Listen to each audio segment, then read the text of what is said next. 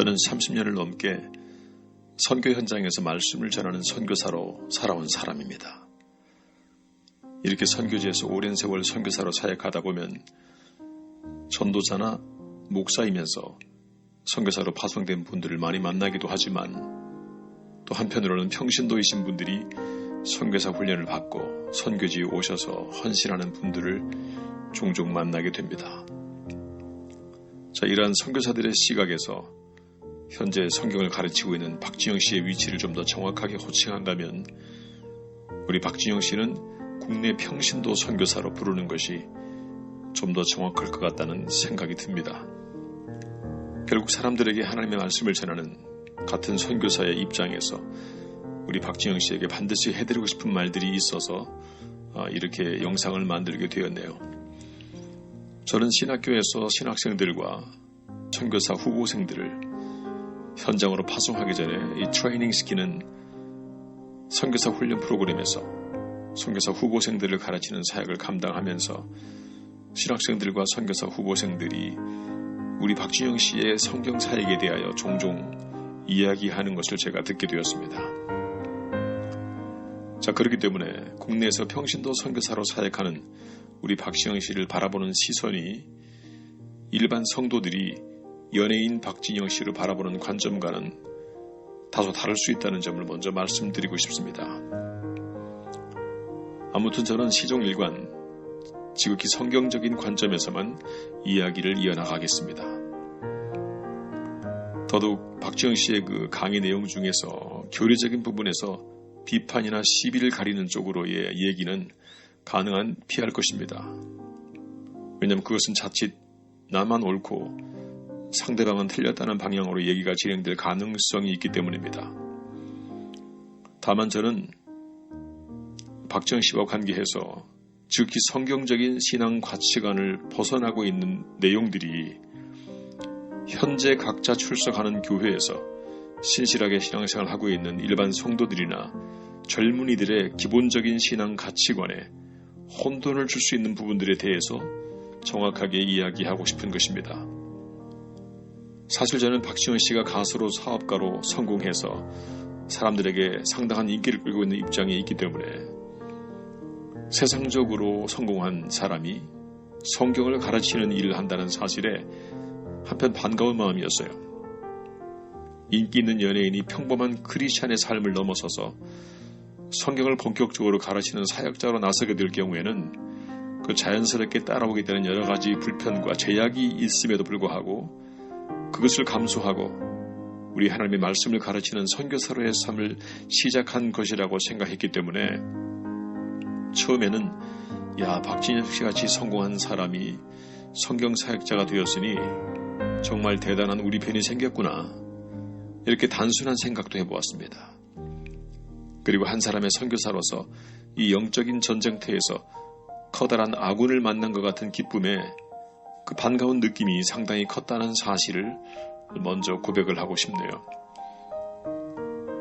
자, 그래서 가르치는 신학생들과 선교사 후보생들에게도 우리 박진영 씨도 우리 같은 선교사가 되었으니 자, 우리들도 좀 더 힘을 한번 내봅시다라고 응원할 때에 제가 박진영 씨의 사역을 언급했던 적이 있습니다.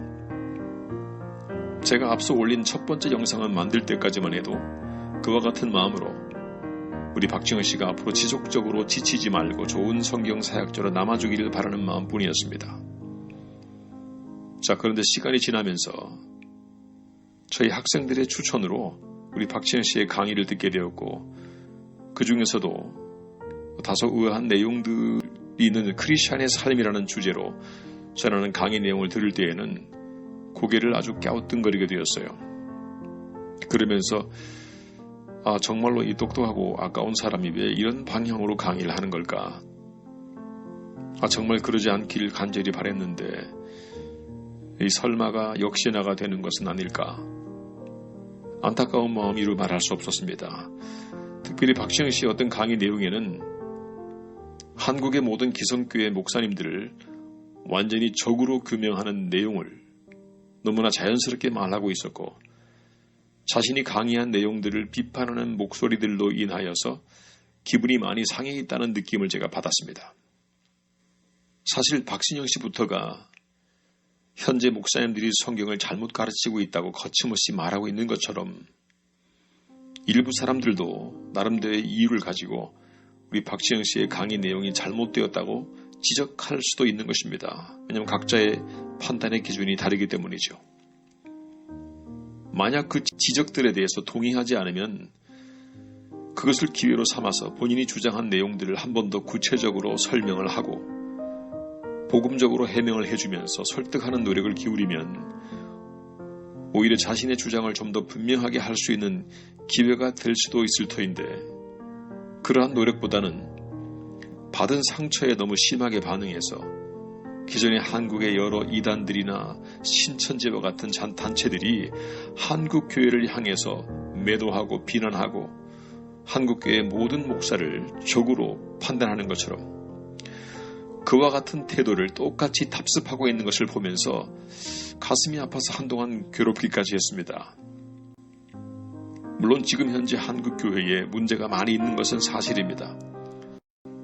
일부 대형 교회에서 정치에 관여해서 특정한 권력을 두둔한다든지 또는 교회 내부에서의 그 돈의 문제와 성추행 문제 그리고 교회 세습이라는 문제 등의 다툼을 인해서 사람들의 눈살을 찌푸리게 하는 상황들이 TV에까지 보도되는 것을 보면서 어느 면에서는 대한민국의 순수한 모든 교회들이 한꺼번에 도매금으로 안 좋게 넘어가는 느낌도 받게 되었습니다. 그러나 그것은 그야말로 일부 중대형 교회들의 문제이지 70-80%의 한국교회는 현재 재정적으로 허덕이면서 목회자들이 그 사명을 감당하기 위해서 이 코로나19의 터널을 지나가면서 이 경제적으로 식구들의 책임을 다하기 위해서 어떤 분은 대리기사로 또 어떤 목사님은 목수로 요리사로 또 어떤 분은 전기기사로 배달직으로 일용노무자 농사일 등을 감당하면서 그 피눈물 나는 형편 속에서 사명을 감당하고 교회를 이끌어가기 위해서 노력하고 있다는 사실을 우리는 잊어버리면 안 되는 것입니다. 더더욱 다른 나라 외국 선교 현장에 나가 있는 선교사들은 어떨까요? 겨우겨우 이어가던 생활도 지원이 안 돼서 코로나19가 시작된 이후로 60% 이상의 선교사님들이 눈물 흘리는 마음으로 불가피하게 한국으로 돌아와야 했고 집 한 칸 없이 수십 년 만에 돌아온 한국 땅은 이 선교사들에게는 냉정하고 대책 없는 광야와도 같은 곳이었습니다.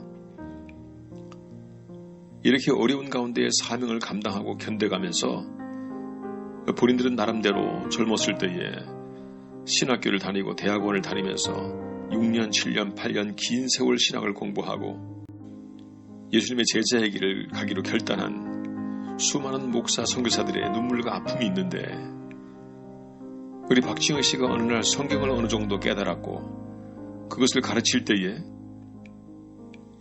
본인의 유명세에 따라서 수많은 사람들이 더 호기심을 가지고 모여들면서 우리 박신영 씨의 처음에 시작하는 몇 번의 강의에서의 신선함과 본인들이 좋았다고 간증해주고 칭찬해주고 고마워할 때에 그 부분에 대해서 박신영 씨가 좀 더 겸손해지면 훨씬 좋았을 때에 한국의 목사들이 성경을 제대로 가르치고 있지 못하기 때문에 본인이 이렇게 나서야 되는 것처럼 그렇게 한국 목사들을 지탄하고 심지어 본인의 가르침을 지적하는 사람들에 대해서는 적으로 간주하고 마지막 때에 진정한 복음 전도자를 핍박하는 것처럼 그렇게 말하고 그들을 매도하는 것은 분명 성령 하나님의 인도하심을 받고 있는 것이 아니라는 것을 어느 정도 인식할 수 있었습니다. 우리 박지영 씨의 강의 중에 이런 내용이 있더군요. 성경에는 부자가 되면은 전도하기 좋다는 얘기가 많이 있습니다. 남들이 볼 때 성공한 것으로 보이면 사람들이 몰려듭니다. 자, 그래서 나도 기도할 때에 복음을 전하는 데에 우습지 않은 사람이 될 수 있게 해달라고 기도합니다. 결국 이러한 내용들의 말들은 우리 박지현 씨가 복음을 전하는 데 유리한 조건을 만들어주기 위해서 하나님께서 부자가 되게 해주셨다는 말을 우회적으로 어필하는 그러한 분위기였습니다. 자, 그런데 이것은 참으로 하나님의 방법을 너무나 세상적으로 왜곡하고 있는 매우 비성경적이고 지극히 자기중심적인 무책임한 발언이라는 사실을 좀 분명하게 말해두고 싶습니다. 인간의 부와 유명세를 이용하여 사람들의 관심을 끄는 것은 세상의 어떤 회사가 제품을 개발해서 그 제품을 좀 더 효과적으로 더 많은 사람들에게 판매하려는 목적으로 이용하는 것이 이러한 방법이지, 이것이 복음사역과 연결되어 설명하는 것은 참으로 잘못된 것입니다. 자, 그런데 이것이 하나님의 복음이 세상에 전파되는 효과적인 하나의 방법처럼 말하거나 이해되는 것은 복음사역을 위하여 외롭고 힘들게 어려움 가운데에 순교한 수많은 전도자들의 발걸음 앞에 절대로 내놓아서는 안 되는 지극히 세상적인 논리라는 사실입니다. 최근에 제가 가르치는 학생들이 우리 박지영 씨가 그동안에 한국 땅에서 어떻게 사업을 했고 어떤 춤들을 유행시키며 어떤 훈련들을 젊은 사람들한테 시켰고 그 직접 박지영 씨가 춘 춤의 내용들 사진들을 몇 장 가지고 와서 저에게 보여주는데 정말 내 눈에 믿어지지 않을 정도의 선정적인 춤들이었습니다. 사실 나는 선교지에서 30년을 넘게 살아왔던 입장이었기 때문에 우리 박지영 씨가 그냥 성공한 연예인이라는 사실만 알고 있었지 그동안에 어떤 방법으로 어떤 춤들을 만들어 유행시키고 어떤 과정을 통해서 사업을 일으켰는지는 제가 잘 모르지요. 자, 그런데 젊은 친구들의 자세한 설명과 그 내용들을 보면서 이러한 것들이 사업의 주된 내용이 되어 있었고, 그리고 더더욱 그러한 것들을 잘 따르는 젊은 사람들을 스타로 키우고 그것을 인하여 엄청난 수입을 얻게 된 것을 보면서 그러한 성공에 하나님의 뜻과 하나님의 도우심을 끌어들이는 것은 대단히 잘못된 태도라는 사실을 분명하게 인식하게 되었습니다. 우리 박지현 씨가 강의를 하면서 성경 이 고린도전서 8장 9절의 말씀을 이용하는 것을 제가 보았어요. 그런즉 너희의 자유가 믿음이 약한 자들에게 걸려 넘어지게 하는 것이 되지 않도록 조심하라는 말씀을 인용하면서 크리스찬의 삶에 있어서 다른 사람에게 안 좋은 영향을 주는 일체 행동은 하지 말아야 한다는 설명을 하는 것을 제가 들었고 그 설명을 은혜스럽게 잘 들었어요. 자, 그런데 일반 크리스찬들이 이 JIP에서 만든 그러한 선정적인 춤을 추면 이제 어른들이 또 우리 지도자가 된 입장에서 그것을 보면서 그것은 신앙인들이 출만한 종류의 춤이 아니라고 권면해야 할 그런 정도의 아주 선정적인 춤을 본인이 직접 만들어 대대적으로 매스컴을 통하여 알리고 그런 춤을 추고 더더욱 자라나는 후배 젊은이들에게 그것을 가르치고 전파해서 그것으로 스타가 되게 인도하고 더 많은 사람들이 그곳에 가기 위해서 노력하도록 만들고 또 그것을 통해 엄청난 돈을 벌고 있는 그 사람이 성경을 가르치는 평신도 선교사의 길을 가면서 그 사업을 너무 당연한 것으로 사람들에게 내세우는 한 걸음 더 나아가서 하나님께서 본인을 축복하여 성공을 이룬 것처럼 말하는 내용을 들어보면서 이건 정말 아니라는 생각에 누군가는 그것은 정말 아니라는 말을 해주고 한다는 생각을 하게 된 것입니다. 물론 내가 이렇게 말하면은 그것은 문화와 예술을 전혀 이해하지 못하는 매우 구시대적이고 고리타분한 발상이라고 말할 수 있겠지요. 그러나 그런 말들은 그냥 기꺼이 감수하겠습니다. 여기서 한 가지 질문을 좀 하고 싶은데요. 크리스찬들이 하는 모든 일들은 개인적인 일이든 아니면 여럿이 이루어지는 사업적인 차원에서 하는 일이든 관계없이 그 가운데에 하나님의 도우심과 간섭을 적극적으로 기도하면서 주님과 동행하는 마음으로 정직하게 진행하는 것이 가장 이상적인 신앙의 자세라는 것은 모르는 크리스찬은 없을 것입니다. 자, 그런데 그 사업을 평신도가 진행을 해도 도로 진행해야 할 것인데 성경을 가르치는 지도자가 특정한 사업을 진행할 때는 더더욱 하나님께 기도하면서 성령 하나님의 도우심을 사모하면서 그 사업을 운영하는 것은 너무나 당연할 것입니다. 자, 이런 관점에서 볼 때에 박지현 씨가 만들어서 보급하는 그 춤들과 노래들이 과연 하나님의 도우심과 성령의 교통하심을 기도하면서 도우심을 바라면서 진행할 수 있는 그런 성격의 것일지 묻고 싶은 것입니다.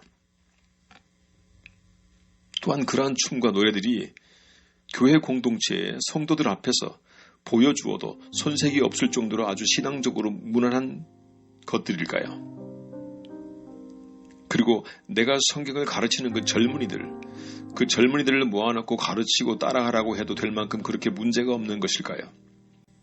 여러분, 전 세계의 사람들이 열광하고 좋아하고 소리치면서 박수를 보내는 것은 그 자체만으로는 신앙 안에서 하나님 앞에서 아무런 의미가 없는 것입니다.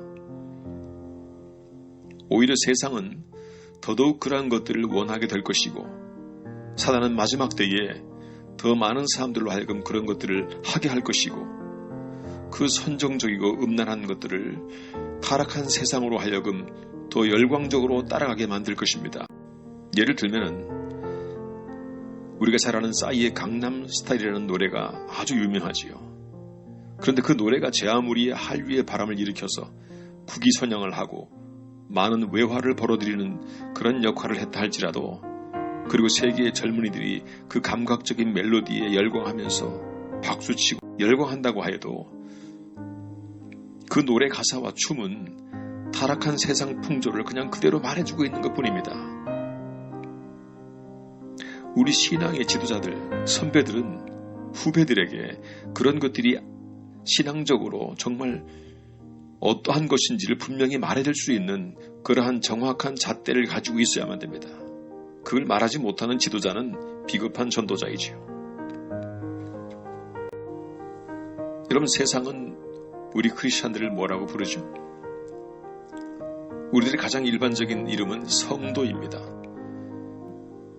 사도 바울 선생은 크리스찬들을 성도로 부르심을 받은 자들이라고 자주 호칭을 합니다. 여기서 성도로 부르심을 받았다는 번역은 성도가 되도록 부르심을 받았다는 말이 아니라, 성도는 헬라어로 하기오이를 번역한 단어이지요. 이 하기오이는 하기오스의 복수형으로 거룩한 자들이라는 뜻입니다. 이미 이 단어 안에 거룩한, 곧 구별되어 바쳐진 사람이라는 의미가 들어있습니다. 신약에서도 구약과 마찬가지로 거룩은 구별되었다는 뜻이죠. 이것은 죄가 없다는 말이 아니라 세상에서 거룩한 백성으로 구별되이 바쳐진 자들이라는 뜻입니다. 자, 그렇다면은 무엇으로부터의 구별이며 무엇으로부터의 거룩한 구별인가요? 거기에는 여러 가지 설명들이 따르겠지만은 그 중에서 하나는 세상 풍속으로부터의 구별을 말하는 것이지요. 세상은 마지막 때가 깊어갈수록 운하와 예술이라고 하는 아름다운 껍데기를 쓰고 또 음란하고 선정적이고 폭력적인 것들로 넘쳐날 것입니다. 그래서 세월이 갈수록 그러한 춤과 노래와 영화들이 흥행에 흥행을 거듭할 것이고, 그것이 성공하게 될 것은 성경에 수차례 언급하고 있는 것처럼 너무나 불을 보듯 뻔한 것입니다. 소돔과 고모라와 노아 시대가 과연 무엇 때문에 심판을 받았지요? 대표적인 이유가 그 음란한 세대가 하나님을 두려워하지 않았기 때문입니다. 성경 전체를 관통하고 있는 하나님 경외 사상, 하나님 두려움 정신, 그것을 잊어버리고 하나님을 아는 자들조차도 그 세상 풍조와 더불어 싸우지 못하고 구별되지 못하고 오히려 그 속에서 허우적거리는 것을 보실 때에 하나님의 창조의 목적을 완전히 잃어버린 인간을 창조주는 지면에서 쓸어버리기로 작정하셨던 것입니다. 이 무서운 교훈들을 가르치는 지도자는 모름지기, 그러한 것들을 흉내라도 내면은 안 된다는 사실입니다. 그래서 사도 바울은 이 데살로니가전서 5장에서 악은 그 모양이라도 버리라고 말씀하였어요. 그리고 반복해서 말씀하시기를 너희는 경건에 이르기를 연습하라고 하였습니다. 자, 그럼에도 불구하고 박지영 씨의 유명세 때문에 옆에 있는 수많은 사람들은 그 어느 누구도 그것이 어떻게 잘못되었는지를 감히 말해주지 못하겠지요. 도대체 이러한 이야기를 박지영 씨에게 누가 해주든가요? 자, 그렇다면 과연 누가 박진영 씨를 궁극적으로 지켜주는 사람인가요? 무조건 추종해주면서 박진영 씨를 훌륭하다고 박수쳐주고 함성을 질려주는 사람들이 박진영 씨를 결과적으로 위험한 자리로 몰아가고 있다는 사실을 우리 박진영 씨가 영적으로 깨닫지 못할 분이 결코 아닌 것을 제가 압니다. 그러나 이러한 방향으로의 지적은 그것이 옳고 그름을 떠나서 순간 그닥 기분이 좋지를 않을 것이기 때문에 자꾸 생각 속에서 외면하고 싶고 몰아내고 싶을 것 같아요. 우리가 너무 잘 아는 다윗과 사울의 관계를 한번 생각해 봤으면 좋겠네요. 그들은 똑같이 백성의 추앙을 받는 왕이었지요. 어느 날 그들이 잘못을 합니다. 그래서 하나님의 사자의 방문을 통하여 정말로 듣기 싫고 속쓰리는 지적을 받게 되었습니다. 그러나 그 지적은 정말 그들을 살리는 생명 같은 지적이었습니다. 그 생명 같은 지적을 받아들이는 자세에 따라서 한 사람은 성군이 되었고 나머지 한 사람은 역사적으로 실패한 왕의 대명사로 남게 되었습니다. 우리 인간들이 가장 원하는 유명세와 부유함은 우리 인간에게는 정말 위험한 자리입니다. 왜냐하면 우리 인간은 그 정도밖에 안 되는 전적으로 타락한 존재이기 때문입니다. 그래서 하나님은 그 유명세와 부유함을 이용해서 복음을 전하는 분이 결코 아닙니다. 낮아진 자들, 자기 자신이 죄인 중에 괴수라고 인정하는 자들, 스스로 자기의 자가짐을 인하여서 복음의 폭발성을 하나님은 보여주시는 분입니다. 유명세와 부유함을 하나님의 도우심의 결과로 이해하는 순간부터 그것은 사단에 의해서 나를 조금씩 무너뜨리는 도구로 사용되어질 가능성이 많은 것입니다. 내가 무엇을 하든지 무조건 나에게 박수를 보내는 사람들이 그 박수 소리가 너무나 청아하고 즐겁겠지만은 그러나 영적으로 봤을 때는 아담과 하와를 타락시킨 뱀의 혓바닥이 내는 소리와 같다는 사실을 우리가 인식할 수 있을 때에 그 모든 것들을 극복할 수 있을 것입니다. 물론 그것을 인식하는 사람들은 극히 소수겠지요. 그래서 바울 선생께서는 사람들이 자신에게 박수를 칠 때마다 아닙니다. 여러분이 나를 잘 몰라서 그러시는 것입니다. 나는 죄인 중에 괴수입니다. 그러니 나를 향한 박수를 당장에 멈추시고 하나님을 바라보시고 하나님을 두려워하십시오 라는 말로 끝없이 사람들의 박수를 돌려보냅니다. 우리 예수님께서도 군중들이 몰려와서 추앙하고 박수 쳐주고 당신이야말로 진정한 지도자입니다. 우리들의 지도자가 되어달라고 아우성을 쳤을 때에 우리 예수님은 그 자리를 급하게 떠나서 한적한 곳으로 도망가셨습니다. 왜 그랬는지 이미 알고 있기 때문에 거기에 대한 설명은 더 이상 하지 않겠습니다. 여러분, 우리같이 연약한 신앙인의 지도자들에게 그러한 것들을 겸손하게 피할 수 있는 것이 정말 가능할까요? 솔직히 저는 아직까지 가능하지 못하기 때문에 제가 이러한 말씀을 드릴 수 있고 고백할 수 있는 것입니다. 제가 선교지에서 열심히 선교하다가 가끔씩 한국 교회 앞에 서서 선교 보고를 하면요, 성도님들은 저에게 박수를 보내주고 칭찬해 줍니다. 그날은 제가 영광을 받으면서 기분이 최고로 업되어 버리지만 그날 밤에 하나님 앞에 무릎을 꿇으면 성령께서 제 가슴에 찢어지는 말씀을 주십니다. 아이고 이놈아, 내가 어쩌자고 내가 하늘에 잘 보관할 너의 상급을 그렇게 다 까먹고 다니느냐. 사람들이 박수를 쳐주면 그것이 그렇게 좋더냐. 그것은 내가 하나님의 영광을 탐하면서 사람들로부터의 인기와 섬김과 영광을 탐하는 전적으로 타락한 인간이라는 사실을 스스로 증명해주는 느낌이라는 사실을 왜 모르느냐. 그날 밤은 처절하게 회개하는 밤을 보내야만 했습니다. 아무튼 그건 그렇고 다시 박진영 씨의 이야기로 돌아가서 제가 박진영 씨의 또 다른 강의 속에 보니까 바울 선생께서 하셨던 말씀을 인용하는 부분이 있었는데요. 이 고린도전서 15장 19절의 말씀 만일 그리스도 안에서 우리가 바라는 것이 이 세상의 것들 뿐이면은 모든 사람 가운데에 우리가 가장 불쌍한 자니라. 자, 이 말을 설명하는 박지현 씨의 설명을 들었을 때에 이 말씀의 진수가 언급되지 않아서 살짝 아쉬웠던 기억이 있습니다. 바울 선생께서 왜 이런 말씀을 하셨을까요? 바울은 성령으로부터 말씀을 받아 가르치는 자로 살면서 이 땅에서의 명예와 물질과 자기 가문의 영광과 성공과 박수소리와 안락함 등등 완전히 내려놓고 몸에 치료되지 않는 질병까지 지닌 채 기꺼이 너무나 불편하게 살았었기 때문에 그러한 말을 할 수 있는 것입니다. 이것은 내가 하나님의 말씀을 받은 사람임에도 불구하고 이 세상 풍조와 타락한 문화의 바탕을 둔 그러한 상태에서 이루어낸 그 모든 것들을 포기하지 못하고 그것들을 계속 누리면서 자연스럽게 사람들에게 보급해주는 그러한 입장에 있는 사람이 인용할 수 있는 성경 구절이 아니라는 사실입니다.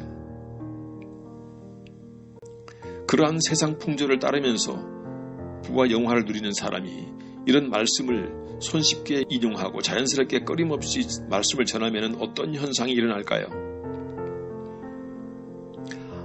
안 그래도 그의 유명세를 동경하던 수많은 크리스찬 젊은이들은 가치관의 혼돈을 느끼면서 본인이 그동안의 목사님과 부모님의 가르침을 따라서 신앙의 양심삼 쉽게 내놓고 가까이 하지 않았던 그러한 음란한 선정적인 춤과 노래와 그러한 것들을 그 유명 강사가 하고 있는 것을 보면서 아, 이거 내가 즐기고 누려도 괜찮은 것이었구나. 그동안에 괜히 숨어서 몰래 듣고 따라하느라고 고생했네. 이렇게 말하면서 이제 가감없이 받아들이고 누리고 즐기게 되는 것입니다. 그래서 어느 날 문득 그것들을 따라 춤추고 즐기다가 어른들에게 발견되어서 꾸중이라도 듣게 되면은 그때부터 그 학생은 박지영 씨의 얘기를 하면서 부모님들에게 대들겠죠. 아빠 엄마는 알지도 못하면서 난리야. 아빠 엄마가 박진영 씨보다 성경을 더 잘 알아요? 박진영 씨는 성경 박사인데 그런 것들을 만들고 그런 것들을 보급하고 그런 것들을 본인이 직접 즐기잖아요. 그게 진정한 자유인 거예요. 이런 식으로 아직까지 성숙하지 못한 학생들에게 신앙 가치관의 혼돈을 주는 것들은 결코 좋은 일이 아니라는 사실을 분명히 말하고 싶었습니다. 제가 예언가는 아니지만 우리 박진영 씨도 수긍할 만한 한 가지 예언을 해볼까요? 앞으로 마지막 날이 가까워지면 가까워질수록 세상에서 사람들을 열광시키고 그들을 추앙과 박수를 받게 될 만한 문화와 예술품들이 무엇일까요? 사람들이 열광하는 그러한 박수를 받으면서 성공을 거둘 것들은 대부분이 인간의 타락한 속성과 타락한 오감을 더더욱 자극시키면서 더 문란해지고 더 폭력적인 것들이 사람들 사이에서 흥행의 흥행을 거듭하게 될 것입니다. 요즘에 외국의 팝송이나 춤들 그리고 한국의 유명한 영화들의 내용들을 한번 들여다보세요. 시간이 가면 갈수록 더더욱 폭력적이고 음란한 장면들이 아주 자연스럽게 더더욱 자극적으로 더 많이 담겨있는 뮤직비디오와 영화들이 흥행을 하고 있다는 사실을 인정하지 않을 수 없습니다. 사실 과거에는 건정성심의위원회 검열에 걸려서 공개적으로 개봉될 수 없었던 내용들이 이제는 아무런 거침없이 아주 자연스럽게 사람들을 장악하고 있는 그러한 것들을 봤을 때에, 그리고 유명한 영화 배우들은요, 욕과 폭력과 음란한 연기를 더더욱 자연스럽고 능숙하게 하는 사람들이 더더욱 연기를 잘하는 유명한 배우가 되더라고요. 그리고 그러한 배우들이 모든 종류의 상을 휩쓸고 있더군요. 그 사람들이 세상에서 영웅이 되는 거예요. 그들이 온갖 영광을 다 받는 것입니다. 그러한 것들이 문화와 예술의 탈을 쓰고 마지막 때가 깊어질수록 더더욱 세상 사람들의 정신세계를 장악하는 그 사단의 강력한 무기가 되어서 우리들의 가치관을 계속적으로 흔들어댈 것입니다. 아니, 이것은 이미 활발하게 진행형이지요. 제가 말하고 있는 이 내용들을 증명하기 위해서 굳이 성경 구절들 하나하나를 들면서 설명해야 할 만큼 이 영상을 보는 분들의 분별력이 아둔하지 않기 때문에 일일이 성경 구절을 말하지 않아도 충분히 이해될 줄이라고 생각합니다.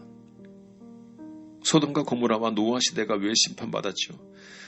구약의 창세기와 신약의 여러 책들을 통하여서 노아 시대와 소돔과 고모라의 죄악에 관연함을, 그 특징적인 것들을 열거하는 것을 보면은 우선적인 것은 음란함입니다. 에스겔 23장에서 이스라엘을 멸망시키기 전에 그들의 극도의 타락을 음란함으로 설명하는 부분들이 가득 차 있는 에스겔서를 읽어보면은 하나님께서 진정으로 싫어하시는 마지막 때의 많은 것들 중에서 무엇이 더 우선적으로 인간 세상을 심판으로 끌고 가는지 우리는 알게 됩니다. 이러한 것들을 두고 볼 때에 세상의 문화와 예술이라는 것이 소돔과 고모라 때처럼 더더욱 음란하고 폭력적으로 변해갈 것은 너무나 쉽게 예언할 수 있는 것입니다. 돈이 많은 크리스천 사업가들이나 영화를 만드는 감독들도요, 하나님의 말씀을 전하는 그러한 것들에 돈을 투자하지 않아요. 그들조차도 더더욱 선정적이고 폭력적으로 사람들의 호기심을 자극하여 더 많은 흥행을 거둘 수 있는 그러한 영화를 만드는 데에 온갖 정열을 기울이고 돈을 다 쏟아붓습니다. 특별히 우리나라에는 기독교 영화를 위해서 돈을 투자하는 사람들이 거의 없어요. 그러나 그들조차도 본인들이 크리스찬이라고 말합니다. 그래서 마태복음에서 예수님께서 직접 하셨던 말씀을 보면은 내가 진실로 너희에게 이르노니 심판날에 소돔과 고모라 땅이 그 성보다 견디기 쉬우리라. 이러한 이유 때문에 이 땅의 음란한 문화에 앞장서서 거기에 기여하는 여러 가지 작품들이나 춤들이나 영화들이나 그 노래들을 만드는 그런 모든 행위들은 결코 하나님을 기쁘게 할 수 없다는 사실을 자라나는 젊은 기독 청년들에게 분명하게 말해주고 싶은 것입니다. 자, 이제 결론적으로 무엇보다 중요한 질문 하나로 마무리를 해보겠습니다. 하나님께서 당신들의 백성들 가운데에서 일꾼을 세우실 때에 과연 무엇을 기준으로 세웠는지 성경이 우리에게 어떻게 말하고 있던가요? 성경은 구약부터 신약 전체를 통하여 잠언의 말씀처럼 하나님을 경외하는 정신, 하나님을 두려워하는 정신으로 관통하고 있습니다. 우리가 이미 익숙히 암송하고 있는 말씀처럼 The fear of the Lord is the beginning of wisdom. 하나님을 두려워하는 정신이 모든 신앙 지식의 출발점이라는 것이죠. 이 정신이 성경 전체를 통과하고 있다는 것입니다. 제 아무리 성경을 많이 아는 율법학자라 할지라도 하나님을 두려워하는 정신이 없으면 그는 아직 시작도 못한 상태로 하나님은 간주하시겠다는 것이지요. 그래서 하나님께서 에덴 동산 가운데에 선악과를 주셨고 이스라엘 공동체 가운데 율법을 주셨던 이유도 바로 여기에 있었습니다. 아담과 하와에게 반드시 있어야 할 하나님 두려움 정신을 잃어버리지 않게 하시기 위해서 선악과를 주셨고 이스라엘 백성들에게 율법을 주셨던 이유도 그 백성들이 하나님을 두려워하는 정신을 잃어버리지 않게 하시기 위함이었습니다. 신명기 4장 10절을 보면은 모세는 하나님의 백성들에게 하나님께서 율법을 주셨던 이유를 정확하게 설명합니다. 여호와께서 내게 이르시기를 나에게 백성을 모으라. 내가 그들에게 내 말을 들려주어 그들이 세상에 사는 날 동안 나를 두려워하는 법을 배우게 하며 그 자녀들에게 그것을 가르치게 하리라. 모세의 훌륭함은 하나님께서 백성들에게 율법을 주신 그 이유를 잠시도 잊지 않았음에 있었던 것입니다. 그 율법을 항목 다 외우는 것이 중요한 것이 아니라 하나님께서 그 율법을 주신 그 목적과 이유를 정확하게 알고 있는 그 사람, 바로 그 사람이 하나님께서 일꾼으로 세우실 사람이라는 사실이지요.